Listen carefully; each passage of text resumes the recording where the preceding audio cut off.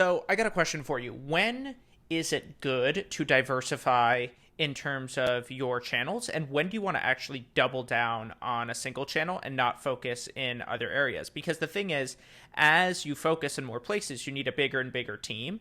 And so when are when would you advise a company to say, hey, Facebook is working really well for you, Twitter, YouTube working really well for you, stay there and don't dilute your attention? And then when do you Yeah. want to be diversified from the start? So it's a good question. I think in many cases, what we do basically, our strategy is usually let's launch using the really easy tools, right? So Facebook and Google. On Google, you want to launch with basically branded search, which is essentially people searching directly, Judy emergency kit. Not necessarily emergency kit, but Judy emergency kit. That's a term that you own. And you want that because anytime you have a launch, you might have PR, influencers, people posting, friends talking about it. You want to be able to capture that really lower funnel traffic. Now on Facebook, you might want to use, I mean, Facebook in general is a mid to lower funnel channel. However, it does really well with finding you new customers and bringing them in. Now, what we typically recommend and often do is we will, because Facebook is so easy to use, it's fairly cheap to run media on Facebook and really test and learn. We'll usually use Facebook initially to refine the marketing after launch, because you can have the most elaborate brand book and all the phrases that your branding agency comes up with, but none of those are necessarily tested or proven from a standpoint of data.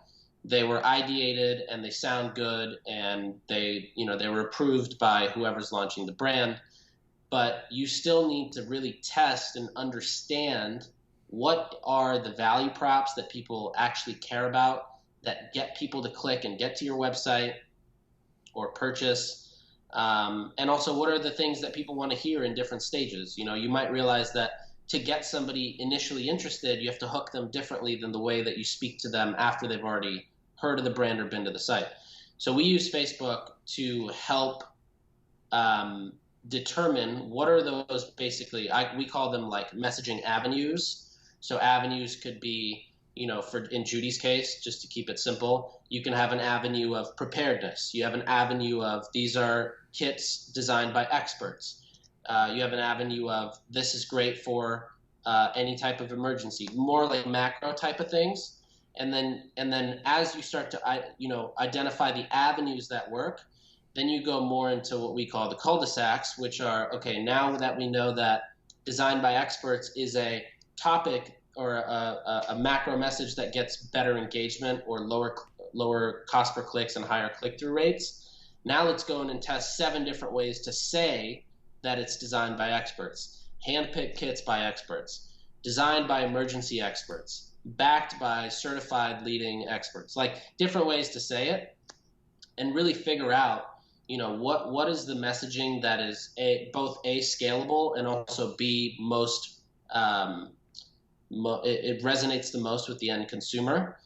And once we identify from a messaging standpoint, that also includes like from a pictures and video standpoint, what gets the best click-through rates. We also use Facebook to help basically validate our certain UGC content creators, influencers, spokespeople. Are they worth it for us? Then we take those learnings and start to diversify. So in my opinion, it's important to diversify as soon as you can, but you can't just say we're gonna, we want to start running ads on Outbrain or Snapchat or TV, because you want to test, in my opinion, you want to test it on Facebook where it's cheap and it's easy to see the actual data very fast. Like you can test things within hours versus making that investment and testing something on TV, versus doing it and testing it on TV, where you have to commit to a creative that's going to cost you anywhere between 50 to 100 grand. The media placement buy-in is 50 grand. And we did the exact same thing at Hint too, where, the first kind of set of TV commercials when we decided to launch TV, which was a huge deal, was all based off of the fact that the Sweetie article, the one that we were talking about earlier, did really well. And we said, all right, guys, look, we've had the most success with this story over the last, year. So let's just look at the data of what works really well and turn this into a TV ad and start testing it. And it did extremely well out the gate.